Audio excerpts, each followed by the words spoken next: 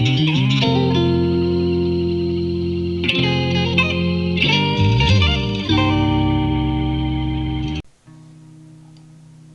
retrouvons notre classeur Excel Astuces pour l'astuce numéro 33.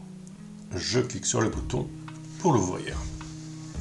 Alors, j'ai bien évidemment beaucoup d'astuces à vous proposer et certaines sont issues bien souvent des questions qui me sont posées pendant les formations. Et il y a parfois des questions un petit peu insolites, je l'avoue. Cette astuce va vous montrer comment transformer des chiffres pour les avoir en caractères dits romains.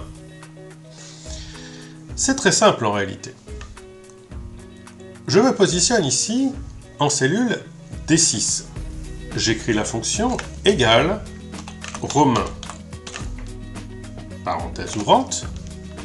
Je clique sur la cellule à côté, donc la C6, et je ferme la parenthèse. Je valide. J'ai le chiffre 1 en caractère romain. Je vais descendre la poignée pour recopier la formule sur les cellules inférieures. J'ai bien à chaque fois les signes romains pour chaque chiffre. Je retrouve bien le 4, le 5, le 6, le 7, le 8, le 9, le 10. C'est parfait, hein? Alors, qu'est-ce que je peux faire de cette astuce? Bon, je peux faire des listes, par exemple numérotées en chiffres romains plutôt que de les avoir en numérique traditionnel. Mais je peux aussi faire des montages. Alors voyons cet aspect pratique ici avec un deuxième tableau. Je veux transformer Louis XIV en Louis XIV, mais chiffres romains. Comment je pourrais faire? Je vais utiliser une astuce précédente qui permettait de travailler avec un délimiteur. En l'occurrence ici dans Louis XIV, mon délimiteur ça va être l'espace. Et on voit qu'en réalité, j'ai le même à chaque fois pour chaque roi. Charles, espace 10, Henri, espace 8, Louis, espace 2. Donc je vais bien utiliser cet espace comme délimiteur. Faisons la formule suivante. Égale, texte, point avant, parenthèse ouvrante, je clique en F6, point virgule, guillemets, blanc, espace, guillemets, donc pour bien montrer le délimiteur, comme quoi c'est l'espace, et je ferme la parenthèse. Donc avec cette fonction, je récupère le début de mon texte qui est en F6, c'est-à-dire Louis.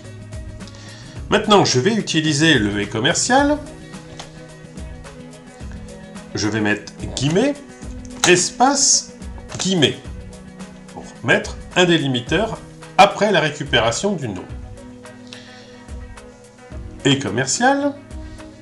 Et cette fois-ci, je vais utiliser la fonction romain, parenthèse ouvrante, texte, point, après, parenthèse ouvrante, F6, point virgule, guillemets, espace, guillemets.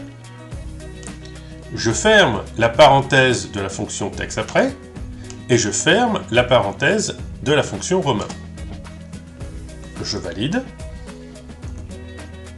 J'ai bien Louis XIV écrit en caractère romain.